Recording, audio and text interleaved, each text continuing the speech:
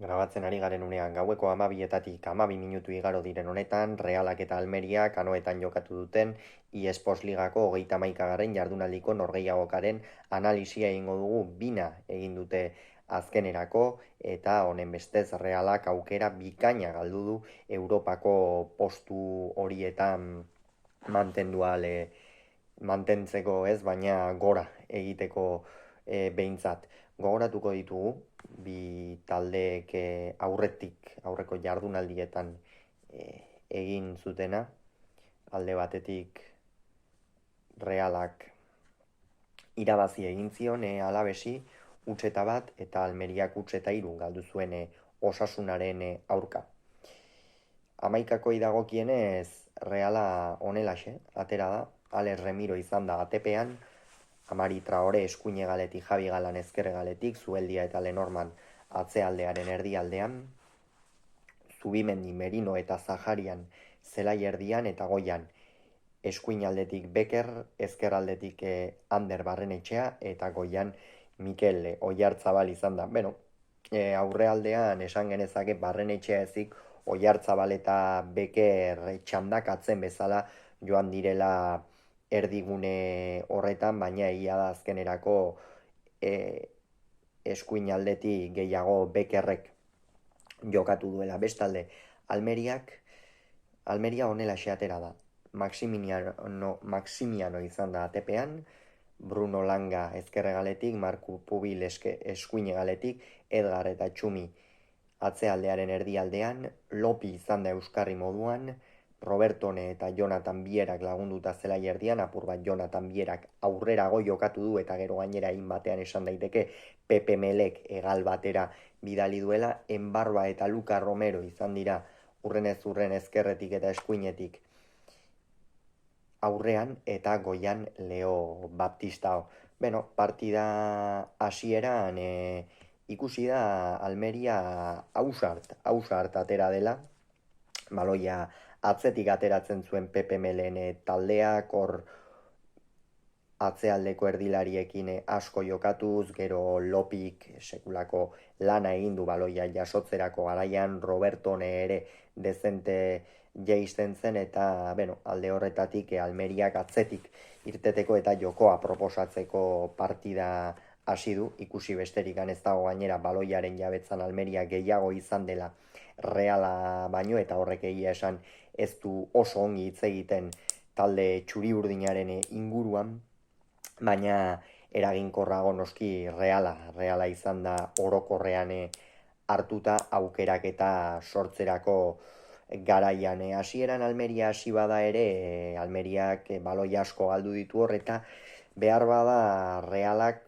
hasiera horretan presio altuagoa egin beharra zeukan, edo behintzat intentsitate handiagoko presioa. Zergatik Almeria ikusten genuen ateratzen, eta bai area eta zapaltzeko arazo handiak zituzten andaluziarrek, baina gero baloiarekin eroso zeuden eta Realak hor deseroso sentiarazi behar zituen. Bestela partida asko zailduko zitzaion eta deseroso sentiarazi behar zituen. 20. minututikan aurrera beste irudi bat eman du Realak hasierakoarekin alderatuta. Aurrera egin dute txuri-urdinek aukera garbirik gabe, baina area zapaltzen, Almeria ahalik eta atzeren sartzen, eta horretan naiz eta ez duten eraginkortasun handirik izan, ongi moldatu dira, gero erdirak eta asko egin dituzte, eta behar bada bederatzi erreferentzi bat ez edukitzeak beste modu batera jokatzera eramaten zaitu.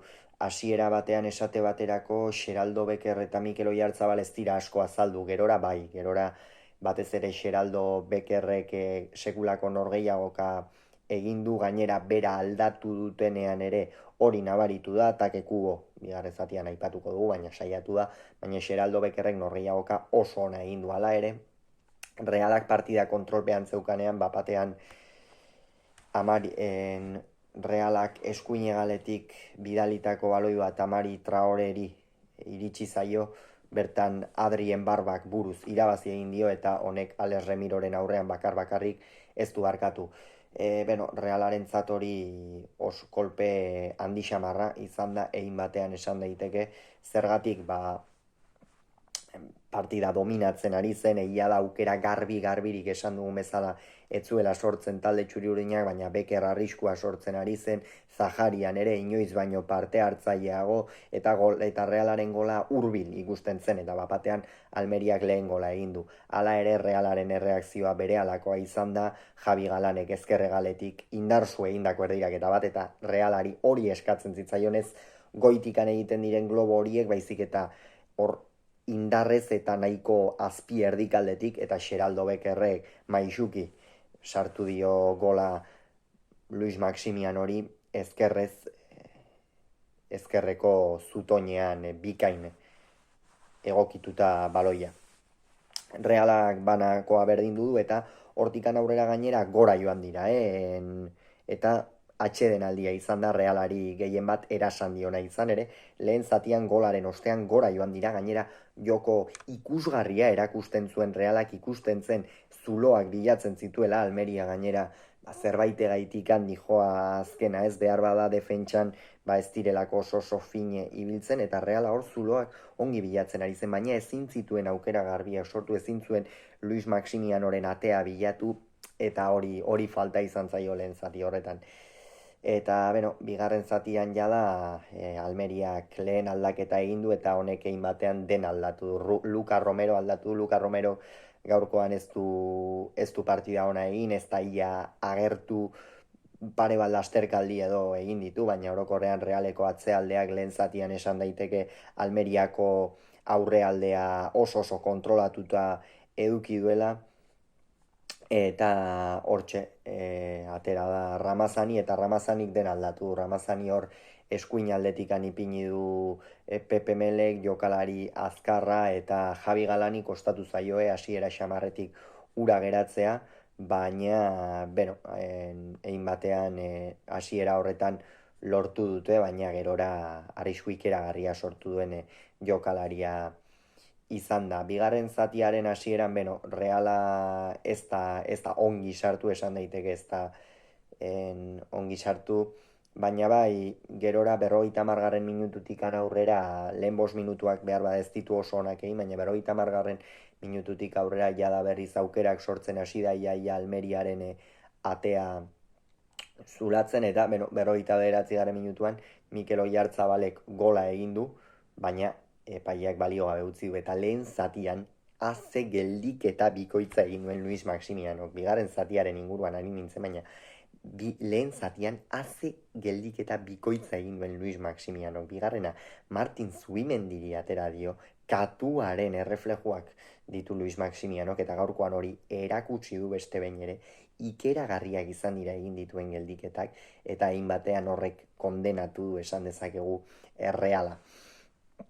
Esan bezala, Mikel Oyarzabalek 59. minutuan gola egin du, baina epaiak balio gabe utzi du, eta gero bai, 59. minutuan Xeraldo Bekerrek sekulako erdirak eta ipini du.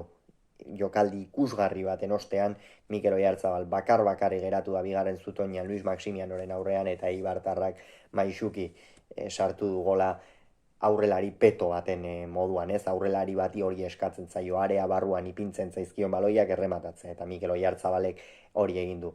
Bazirudien jada Realaren garaipena geroz eta hurbilago zegoela, baina egin batean esan daiteke, gero 70. Minutuan aldaketa bikoitza egin du Imanolek, Turrientes eta Kubo atera ditu Barrenetxea eta Bekerren ordez, Barrenetxea gaur ez dugu iaia ikusi, behar bada oraindik ere lesiotik berreskuratzeko dago, denbora gehiago eman behar zaio, baina gaur egia esan Barrenetxeak ez du jokoan beste batzuetan erakusten duen hori eman izkin egiteko, ez dugu benetan ezagutzen dugun Ander Barrenetxea hori ikusi, eta hainbatean horrek ere kondenatu du noski Reala, Almeria bezalako taldeen aurka alako jokalariek diferentziak markatu behar dituzte, eta gaurkoan Ander Barrenetxeak ez du alakorik egin, eta bere ordez Beñat Turrientes eta Takeku atera dira. Turrientesek gaurkoan ere ez du protagonismo handirik eduki, hor zelai erdian kokatu du,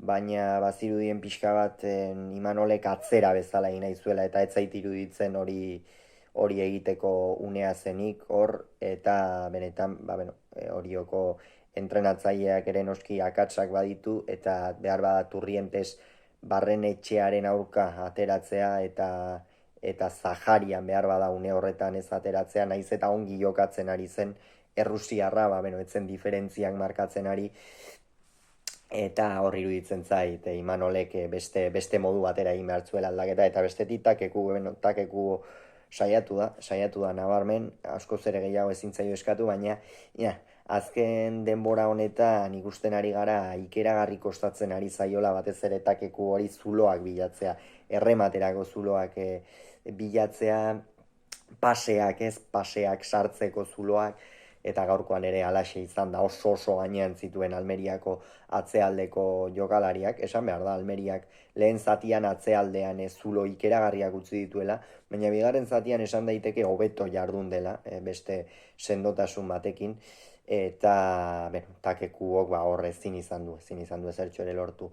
Txoko Lozano atera du Leo Baptista horren ordez, Leo Baptista gaurkoan ez du aukerarik izan, Almeriak lehen zatian apenas zapaldu duarea, eta erdiko aurrelari batentzat hori funtsezkoa da, eta horregatik Pepe Melek nik uste jokalari anitzago batekin aldeko apustua egin duela, ez kasu honetan Txoko Lozano atera du, egalean jokatu dezaken jokalaria da, gaur aurrean ipini du Leo Baptista horekin, baina behar bada are azkanpo Leo Baptista baino gehiago emango dizun jokalari bat da, eta ez du protagonismo handirik izan, ez da ere Almeriaren aldeetik, baina hortxe, Txoko Lozano atera du, eta 74. Minutuan Dion Lopi kendu du, Dion Lopi esan daiteke, behar bada lehen mailan mantenduko ezten, eta lehen mailan mantentzeko eman ez dion Almeriaren jokalari onena dela, baina nik uste bigarren mailan Dion Lopi bat mantentzea oso garrantzitsua izango dela Almeriarentzat. Jokalari altua da, ikusi da goitikan baloi guztiak irabazi dituela, eta gero Pepe Mele bibeta bat galtzen zioa zela, Idrisu Babaren aldeko apustua egin du, naiz eta nahiko atzean ipini duen, ez Euskarri postuan hor Lopirekin batera, baina egia da Euskarri postuan ere Robertonek lagundu egiten ziola Reala erasotzen ari zen bitartean, eta horre Jonathan Bierari aurrera xeago Enbarba eta Ramazanirekin batera askatasun gehiago zuen, baina hor Idrisu Baba Euskarri moduan kokatu da, baina erasokorragoa da Dion Lopi baino. Dion Lopik behar bada zelai erditik aurrera ez dizu Idrisu Babak emango dizun hori ematen.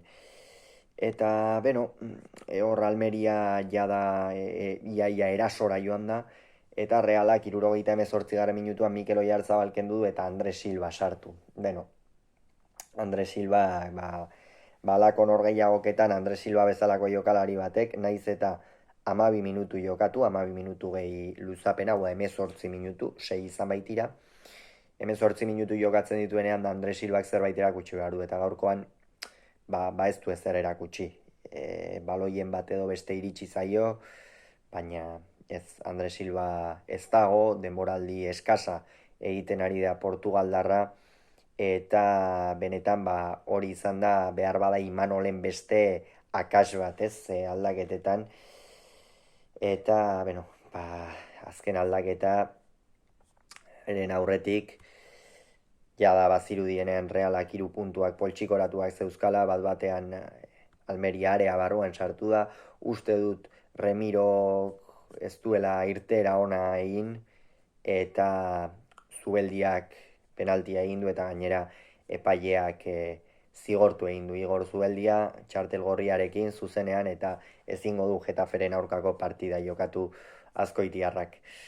Eta hor, Zakarian kendu eta Patxeko atera du. Arxen Zakarianen inguruan esan behar da jokalaria pixkanaka egokitzen ari dela, eta ausartago jokatzen ari dela, ez? Hasieran Zakaria nahiko galduta ikusten genuen Realaren sisteman, pixka bat bere lekua aurkitu ezinik edo, gero gainera Ander Barrenetxeak min hartu zuenean, eta Imanolek norgehiago askotan egaletikan jarri zuen, eta hor ere ikusi zen ez zegoela eroso etzela bere postua, baina Imanolek malabarak egin behar izan zituen, eta azkenik, hortxe, aldatu egin du Imanolek 89. Baina, ni uste gaurko albiste positiboena Xeraldo Beker eta Arsen Zakarian izan direla, eta oso garrantzitsua da bi jokalari hauek ongi edukitzea, eta Jon Patxeko atera du, Jon Patxeko ja da atzean, Imanolek binakoa sinatu du ja da Igor Zubeldia egotzi dutenean, eta horixe, kolpe gogorra, gaur nik uste autokritika egiteko eguna dela, ez baita posible azken sailkatuaren aurka etxean, azken minutuan ark berdintzea, Realak buelta bat eman behar dio, alako norgehiagoketan askoz ere gehiago proposatu eta aukera gehiago sortu behar ditu, aldaketetan gehiago asmatu behar du alako norgehiagoketan Imanolek, eta alde horretatik lana badute txuri urdinek. Une honetan Reala 50 punturekin 6. postuan geratu da, gogoratu behar da urten 6. postuak Europa Ligerako txartela ematen dizula, eta Betisengandik 5 puntura 7. postua markatzen dute Andaluziarrek, Sevillarrek, eta azkenik Almeria Zuloan 14 punturekin 11 puntura dauka, barkatu ez, 11 puntura ez, 14 puntura dauka salbazioa, beraz, ia ezinezko kontuak. Hauxe beraz, esan beharrekoa, hurrengoan gehiago izango duzue, bitartean ongi izan, agur.